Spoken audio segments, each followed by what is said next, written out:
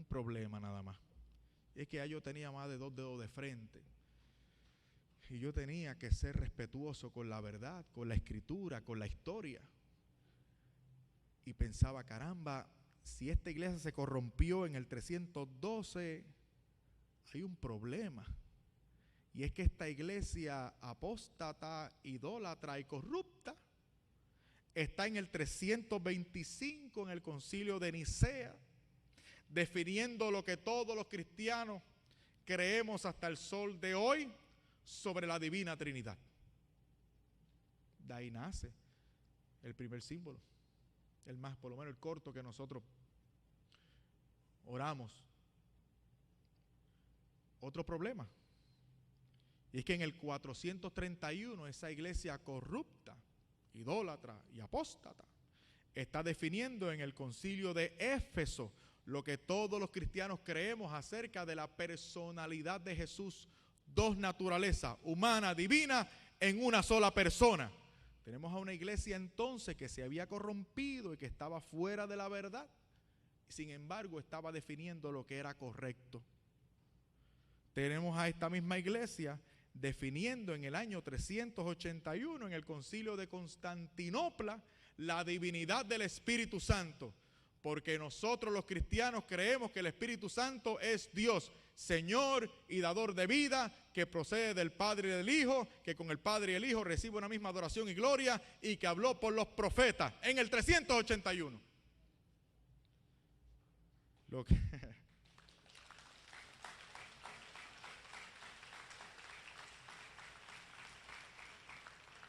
Pero lo que más me dolió es que esa iglesia que yo llegué a odiar tanto, por primera vez en la historia de la cristiandad, en los años 393 y 397, concilio de Cartago y concilio romano respectivamente, establecía de manera oficial el canon bíblico. El primer listado oficial de libros de la Escritura lo establecieron obispos católicos romanos. De manera que esta iglesia, de la que yo no quería saber nada, era la iglesia que me había compuesto la Escritura, la había preservado y conservado durante todos estos años, hasta el siglo XVI, que yo la heredo. Fascinante, ¿no? Yo quería encontrar el texto, un texto que me dijera que era la Biblia nada más, lo que estaba escrito nada más. Hermanos, por mi madre lo busqué, y lo busqué insaciablemente. Me encontré, sin embargo, con Primera de Timoteo 3:16. La columna y el fundamento de la verdad es la iglesia. La iglesia. Dios mío, pero no podía ser la iglesia, decía yo. No puede ser la iglesia. Tiene que ser algo más divino, algo que caiga del cielo, algo divinamente inspirado. Y de momento me acordé del texto de la infancia. Y de momento empecé a crear una expectativa y una alegría, porque por fin había encontrado el pretexto para no hacerme católico. Había encontrado el texto y yo decía, Fernando, ¿qué te pasa? El texto está en 2 de Timoteo 3:16, Fernando. Tranquilo, no renuncie, ahí está el texto. ¿Qué dice el texto? Toda escritura es inspirada por Dios y útil para enseñar, corregir, exhortar, redarguir, a fin de que todo hombre llegue a ser perfecto a la altura del Señor Jesús. Ahí está el texto. Fernando, recuerda que tienes que estudiar un poquito más profundamente, porque esta es la palabra de Dios. Lee el contexto, examina la historia. Señor, por favor, no me conduzcas a hacer eso, porque cada vez que tú me dices eso, yo me encuentro con lo que no quiero encontrarme. Si el texto está claro, Señor, profundiza aún más. Sentía yo de manera convincente, me decía el Espíritu Santo. Así que yo comencé a estudiar un poquito más y me encontré con lo siguiente. Cuando Pablo le dice a Timoteo que toda escritura es inspirada por Dios, se estaba refiriendo al Antiguo Testamento. Yo creía que el Nuevo Testamento era inspirado. Pero había más. Se refería a la primera Biblia de los cristianos. La primera Biblia, la que San Pablo tenía de frente cuando escribía aquellas líneas, era el Antiguo Testamento, específicamente la traducción griega, la que muchos conocen como la Septuaginta. ¿Y qué con eso? Sencillo. Que la primera Biblia de los primeros cristianos, el Antiguo Testamento griego, contenía los libros deuterocanónicos que no existían en mi Biblia.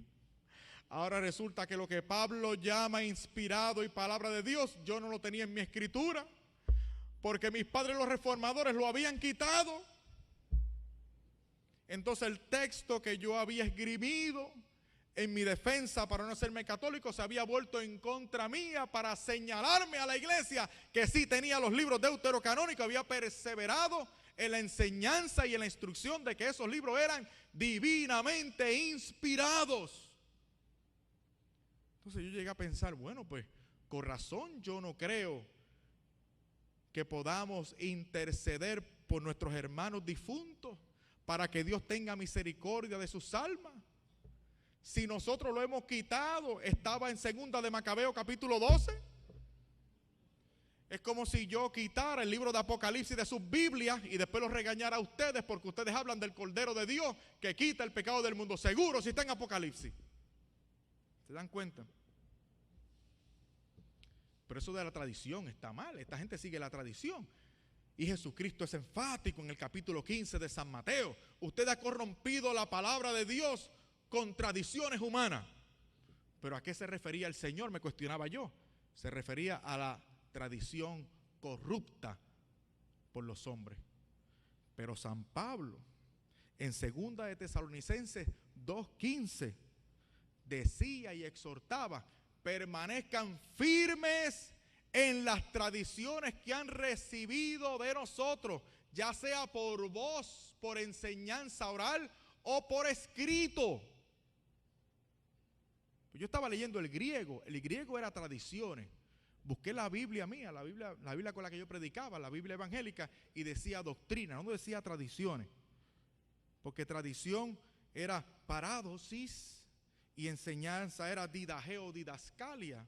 Y no aparecía didageo, didascalia, lo que aparecía era paradosis, que implica una enseñanza que se pasa de mano en mano. Y tenía sentido para mí, porque yo sabía,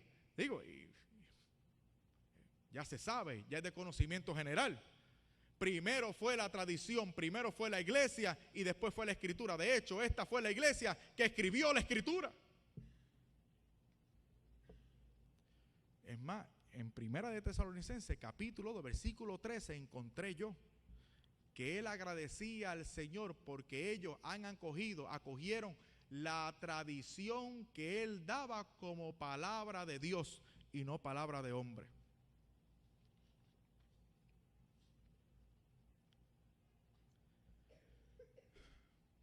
Tercero, aquí ya comenzaron las rodillas a temblar. Aquí ya mis fuerzas comenzaban a desfallecer, porque me estaba encontrando lo que en definitiva me remató la conciencia. Y es que esa iglesia primitiva, esa iglesia de los padres, esa iglesia martirial, era una iglesia que perseveraba en la Eucaristía y tenía un aprecio singularísimo por la Eucaristía.